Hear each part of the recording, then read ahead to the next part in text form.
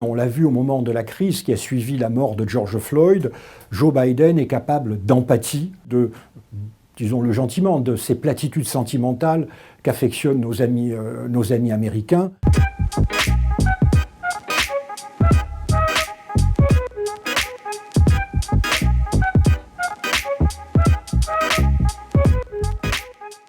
Cette élection sera plus que jamais un combat de deux personnalités. On l'a vu au moment de la crise qui a suivi la mort de George Floyd, Joe Biden est capable d'empathie, disons-le gentiment, de ces platitudes sentimentales qu'affectionnent nos amis américains, et cela, Donald Trump en est totalement incapable.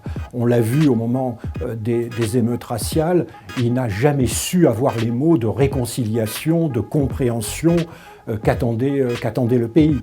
Il n'a jamais avoué qu'il y avait un problème en ce qui concerne la communauté noire américaine. Donc je dirais que la différence, l'avantage de Joe Biden, c'est cette capacité qu'il a à faire appel au sentiment américain et à l'unité du peuple américain après 3 ou 4 ans de gestion, je dirais, quasiment hystérique de la part de Donald Trump de la communication gouvernementale. Deuxième avantage de Biden, c'est un centriste. On ne peut pas le décrire comme un bolchéviste. Une partie de la campagne républicaine, c'est de dire que le Parti démocrate est allé à gauche, ce qui est en partie vrai, mais il se trouve que son candidat est l'incarnation même du centre. Et d'ailleurs, il a poussé ce centriste jusque dans le choix de la vice-présidente, c'est-à-dire la candidate à la vice-présidence, c'est-à-dire Kamala Harris.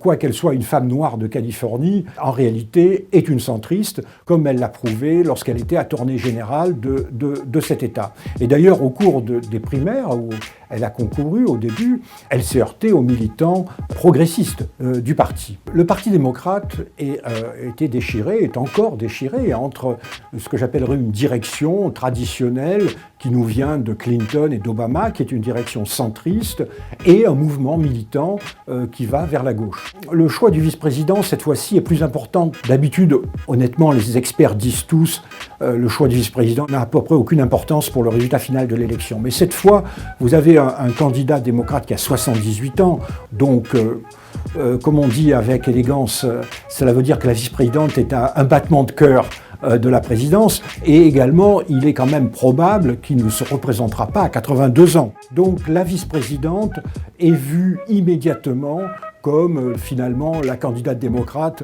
pour les élections dans 4 ans. Donc une candidature centriste dont la logique est d'essayer d'attirer des électeurs républicains modérés qui, il faut bien le dire, il y en ont assez de Trump.